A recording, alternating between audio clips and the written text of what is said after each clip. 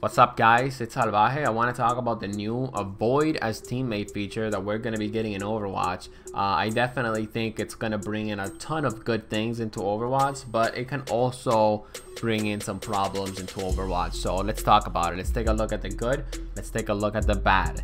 The fact that you can avoid throwers and toxic players within 7 days, and you can choose up to 2 people, honestly makes this system very, very balanced and very great. I don't think the number should be increased from 2 to 5 or from 2 to 10 or from 2 to unlimited. I think the reason why they chose 2 players and the 7-day window, it's because of the problem and because of the bad thing that I thought about when I looked at this Avoid as Teammate feature.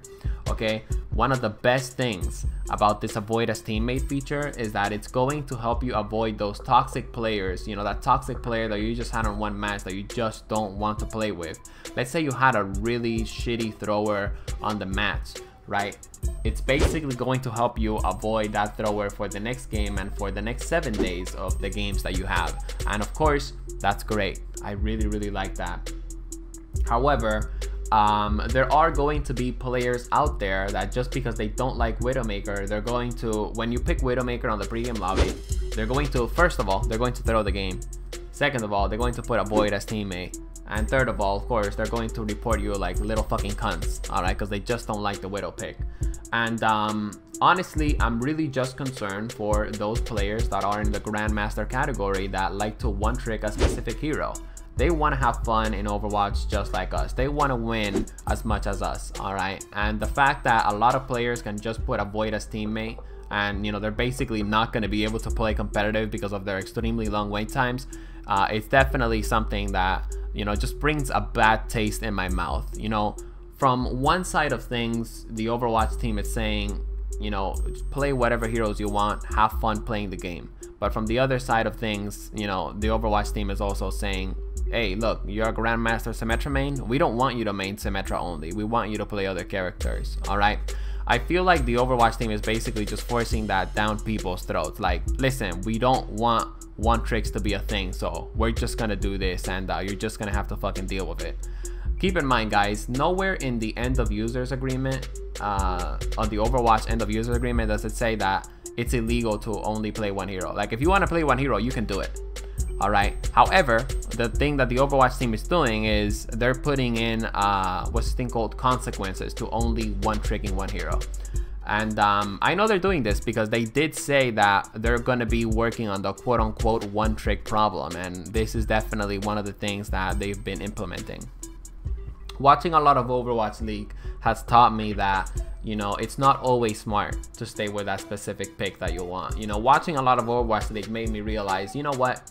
I really want to be extremely good with Widowmaker, but sometimes when I'm doing bad with her, maybe the right thing to do is, of course, to switch. Alright, and that's basically what I learned from Overwatch League. But again, I am very concerned that this feature can be exploited and it can hurt matchmaking for the GM players. I don't think it's going to be a huge problem in Platinum or Gold, but we're definitely going to have to see. You know, I've always wanted to play Widowmaker at least at a Diamond level, at least at a Masters level, right?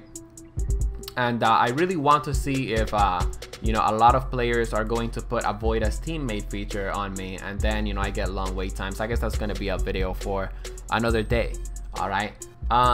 But again, you know, even though I wanted to focus on some of the ways that the system could be exploited, at the same time, I also want to point out, I don't really think, you know, this is going to be a problem. I don't even think it's going to be a huge problem even for GM players. And the reason for this is because I want you guys to think about this. There's so many toxic players.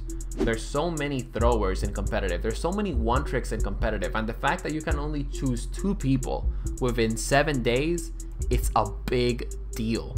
And if you could switch between the 2 people, like let's say you block 2 people and then you get a game where you have another toxic teammate, so you block that person, like one of the persons are going to go off the list.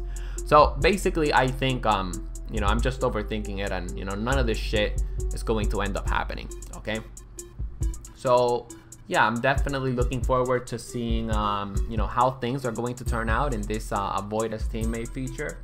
and I definitely think it's going to bring great changes to Overwatch. It's going to kill a lot of the toxicity, and you know, the fact that now I know guaranteed that I'm not going to have a toxic teammate on my next match, it's honestly just a relief. I'm pretty sure GM players are also going to be pretty happy about this. So the other day I was watching one of Kefri's stream, and he got this Symmetra 1 trick like 2 games in a row.